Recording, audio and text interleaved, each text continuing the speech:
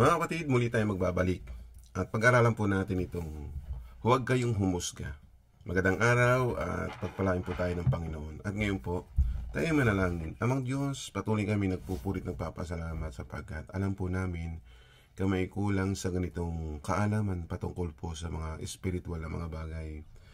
Kaya hayaan mo na ikaw ay kumilos sa aming mga puso, magpakilala ka, magpahayag ka, at ibigay mo sa amin ang tamang pangunawa sa mga kasulatan. Salamat Ama, sa pangalan ni Jesus. Amen. Okay. So magpatuloy po tayo sapagkat itong komentong ito ay nais ko lang pong ilinaw sa mga nagko-comment po sa ating YouTube channel. Nang sa ganun po, makatulong po ako sa inyo, no? Hindi po para mabigyan po kayo ng sama ng loob. Ngayon, ilinaw ko lang po ito. Mula po ito kay Efren Tuazon. Kaibigang Efren, ito po ay isang paglilinaw lang. Hindi po ako para maghatid ng gulo, kundi maghatid ng merong pag-ibig at pagkaunawa sa salita ng Diyos. Ngayon, babasahin ko po. Sinasabi dito sa mga komentong ito, nasa paniniwala ng bawat relihiyon yan. Huwag nating husgahan ang kanyang paniniwala.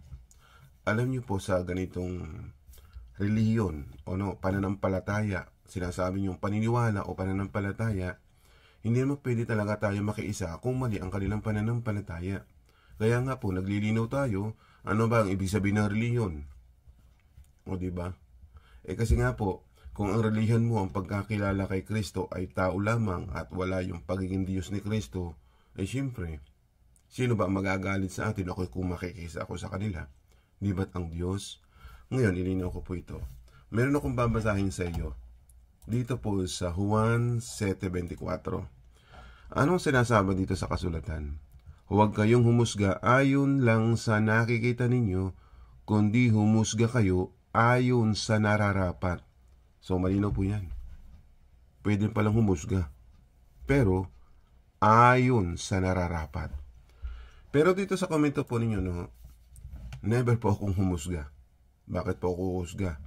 Ang panghusga po ng mga bagay na yan, halimbawa, huwag kang sumamba sa Diyos-Diyusan, pero ikaw naman ay sumasamba. Ganun po yun. Yung iyong bagay na hinahatol sa iba, yun pa rin pala yung ginagawa. Yun po ang panghusga.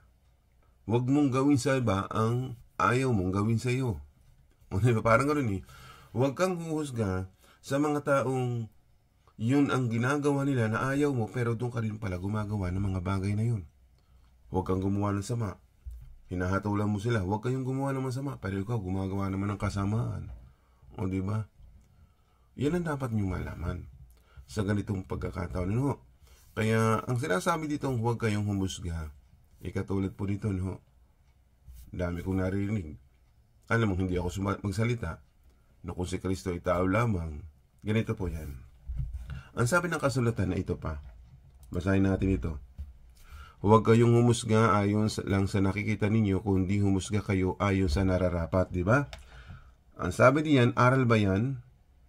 O ngayon, ang sabi po ni Pablo kay Timoteo, unang Timoteo 4:11, ituro at ipatupad mo ang mga bagay nito. O di ba, napakalinaw? Ipapatupad ang mga bagay na ito. So, paano mo ituturo? Kung magtuturo ka, wala kang ipapatupad. Sinasabi ng kasulatan ay ipatupad yun. Pag sinabi mo huwag kang humusga, ibig sabihin kahit pala mali, hindi mo na ituturo kasi ang pagkaunawa pala ninyo sa pagtutuwid ay panghuhusga na. Mali po yun. Ang paghuhusga, yung mga bagay na ginagawa nila na ayaw mo nang ipagawa sa kanila, pero mismong ikaw ay gumagawa ng ganong kasamaan. Yung po ang panghuhusga. Huwag kang huhusga. Pwede ka palang humusga kung hindi mo yung ginagawa. Halimbawa, sumasamba sila sa Diyos-Diyusan. Ayaw nga ng Diyos yun. Pwede kang humatol kung hindi ka sumasamba sa mga Diyos-Diyusan. Ganun po yun. Di ba? O bawal magsabong, pero ikaw nasasabungan. Di ba? Yung mga bagay na sinasabi mo, panghusga, pero ginagawa mo pala. Yun ang ibig sabihin po. Katulad po ng relihiyon. Ano ba ang relihiyon nila? Meron pong pumapatay. Di ba? So, pag ang relihiyon may pumapatay, bawal nga yun eh. Di ba? Nasa mali kang relihiyon. Pero ang tinuturo ng relihiyon ay mga bagay na dapat mong malaman. Kabanalan, kabutihan, at kalinisan. Ngayon, may babasahin pa akong ganito para sa'yo, no?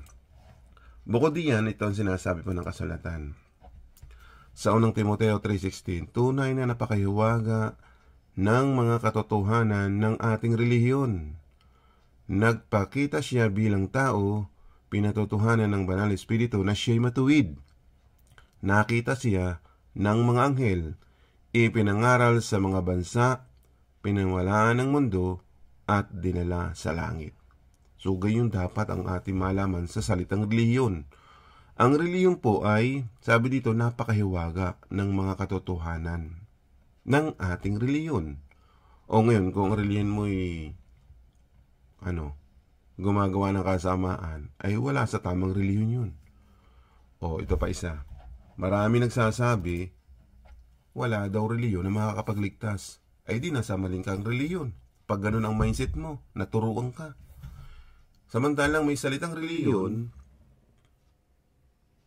na nakasulat sa banal na kasulatan, nakasulat ay dapat nga tayo magpakabanal, magpakabuti, at maging malinis sa harapan ng Diyos. O diba? Hindi ho yung panghusga.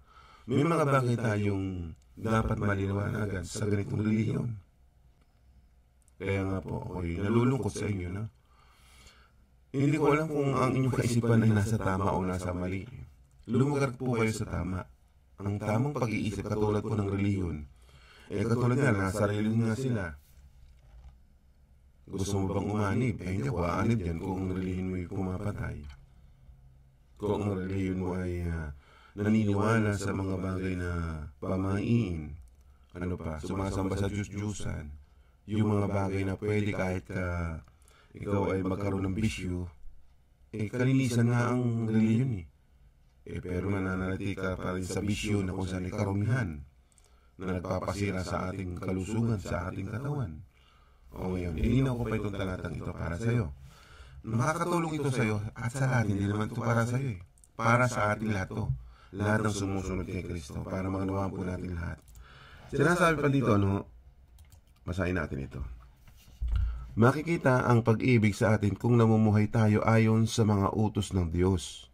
At ang utos niya na narinig ninyo mula nang sumampalataya kayo ay ito, mamuhay tayo ng may pag-ibig. Yan po. Kapag ikaw ay sumunod sa utos ng Diyos, mamumuhay ka sa kanyang pag-ibig, na nga po, magkakaroon ka ng kabanalan, kabutihan at kalinisan. Yan ang mga utos ng Diyos na dapat nating malaman. Di ba? Kaya kaibigan, hindi ako humahatol, hindi ako humuhusga ng aking kapwa. Tandaan mo yan. Dito sa channel na ito, naglilinaw lang tayo para maliwanagan ang bawat tao. Kapag ikaw ay nasa tamang relihiyon na itinuturo ni Kristo na ang relihiyon para maging banal ka, maging mabuti ka, maging malinis ka sa harapan ng Diyos, huwag kang gagawa ng kasamaan, huwag kang gagawa ng kasalanan na lalabagin mo yung utos ng Diyos. Kaya sabi dito sa talatang ito, makikita ang pag-ibig sa atin kung namumuhay tayo ayon sa mga utos ng Diyos. At ang utos niya na narinig ninyo mula nang sumampalataya kayo ay ito, mamuhay tayo ng may pag-ibig. Yan ang dapat mong malaman. Diba? Katulad po do sa mga naging topic natin, si Kristo ba tao? Kung paniniwalaan mo taong tao siya, di wala tayong magagawa. Nire-respeto natin. Pero kung may mga kapatid ka, may mga mahal sa buhay, may mga kaibigan ka na naroon sa maling paniniwala, hahayaan mo ba? Gusto mo makatulong, ipaliwanag ang mga bagay nito. O di ba? Tingnan natin sa kasulatan. Paano natin itong maunawaan? Ang sinasabi ng kasulatan, tuloy natin sa yan po.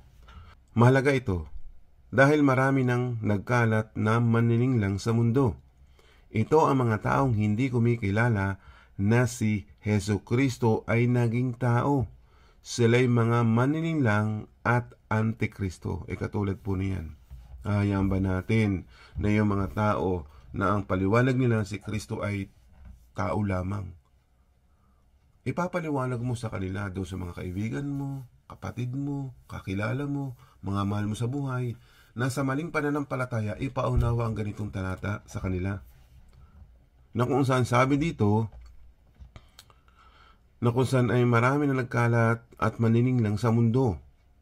Para maging aware sila, sabi dito, ito ang mga taong hindi kumikilala na si Jesucristo ay naging tao. O ibig sabihin, kung siya ay hindi tao talaga at naging tao lamang, ano siya dati? Di po ba nasa espiritu siya? Kaya nga kung ang kanilang paniniwala ay tao lamang, ang tawag sa kanila ay maninilang at antikristo. O itutuloy pa natin ang talata. Mag-ingat kayo at nang hindi mawala ang inyong pinaghirapan, sa halip ay matanggap ninyo ang buong gantimpala. Paano ka magkakaroon ng buhay na walang hanggan? Paano ka maliligtas kung hindi ka mag-iingat sa ganitong aral at turo? Kung ang paniniwalaan ninyo, o yan, katulad po dito, nanguhusga ba ako? Hindi naman nagpapalinaw po. Kung ang kanilang reliyon ay itinuturo si Kristo ay tao lamang, kung mayroon ka nga mahal sa buhay na naroon, nakaanib, kapatid mo sa pananampalataya, kapatid mo sa laman, kaibigan mo at kakilala, na gusto mong mahango sa ganung maling paniniwala, di ba sasabihin mo itong mga bagay na ito? Ulitin natin itong talatang ito. Mag-ingat kayo at nang hindi mawala ang inyong pinaghirapan, sa halip at tanggap ninyo ang buong gantimpala. Nasa mali kang paniniwala, o diba? Mawawala ang gantimpala mo. Hindi ka mabibigyan ng buhay na wala hanggan. Hindi ka maliligtas. Tuloy pa natin. Ang sino mang hindi sumusunod sa aral ni Kristo o nagtuturo pa ng labis dito ay hindi pinanahanan ng Diyos. Ngunit ang sino mang sumusunod sa aral ni Kristo ay pinanahanan ng Ama at ng Anak. Katulad po niyan. Kung hindi pala pananahanan ng Ama at ng Anak, ibig sabihin kikilalanin mo yung Ama at ang Anak. Sasampalataya ka sa Ama at sa Anak. May nagtuturo, sumampalataya lang daw sa Ama. Ang iba naman may nagtuturo, sumampalataya lang daw sa Anak, doon kay Jesucristo. Dapat ang ating sampalatayanan, yung sinasabi ni Juan sa 14:1, sumampalataya tayo sa Diyos Ama, maging sa kanyang anak na si Jesucristo. Yun ang katotohanan. Kaya ang sinasabi diyan, malinaw po, kailangan sumusunod tayo sa aral ni Kristo para pananahanan tayo ng Ama at ng Anak. O, di ba? O ngayon, ito pa, sa verse 10.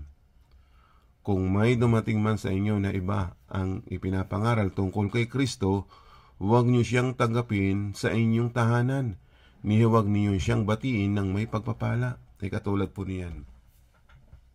Kaya nga, pinagtatanggol natin si Kristo Kung iba ang pagkakilala nila ay tao lamang. Siyempre, pakikilala ko si Kristo, hindi lang naging tao, kundi bago siya ay talagang mayroong pagka-Diyos na lumalalang ng mga bagay, doon natin talaga kikilalanin si Kristo. Hindi doon sa bagay na nagkatawang tao ay tao na agad. Taong tao na, wala ng pagka-Diyos si Kristo. Siyempre, pagtatanggol po natin. Kayo nga po, kung walang paniniwala kayo bilang Diyos si Kristo, bahala na hong humatol sa inyo ang Diyos. Pero dito sa ating pinag-aaralan, hindi ho para ako'y humatol. Naglilinaw lang po dito sa ating mga pinag-aaralan. Ituloy pa natin. Dito sa last verse, sabi pa dito, sapagkat ang sino mang bumati sa kanya ay ganoon, ay nakikibahagi sa masama niyang gawain. Di ba? Katulad po niyan, hindi ko ba pupunahin ang mga kapatid natin, mga kaibigan, kakilala, o mga mahal sa buhay? Hahayaan mo ba na sila yung mga mapahamak? Ang hindi natin babatiin, yung mga taong talaga ang kanilang paniniwala at pananampalataya. Huwag tayo makikisama, huwag tayo makikiagree. Yun po hindi po paghatol. Yung sinasabi sa talatang ito natin binasa kanina, puntahan natin ulit ito. Yun. Ang sinasabi niya sa Juan 7:24, huwag kayong humusga ayon lang sa nakikita ninyo, kundi humusga kayo ayon sa nararapat. Yan. Pwede palang humusga Pero ang paghusga ko, ayon sa nararapat. Maituwid ang mga tao sa mali nilang paniniwala at pananampalataya nang sa ganun ay hindi sila mapahamak. So hanggang dito lang po mga kapatid. Medyo ko ay nag-aalala sa mga taong mahihina sa pananampalataya, madadaig ng maling aral. Dapat po talaga tayo na sa tamang reliyon. Merong isang reliyon na nagsasabi ng katotohanan, walang iba si Kristo. Siya ang ating susundin. Kaya salamat po doon sa mga nag-subscribe sa channel nito, nag-stay, pagpalain po kayo. Huwag kayong mawawala ng pag-asa. Magpatuloy po tayong mag-aral, magsaliksik ng kasulatan. Salamat po ng marami. Pagpalain po kayo sa araw na ito. See you next video. Maraming po salamat. Amen.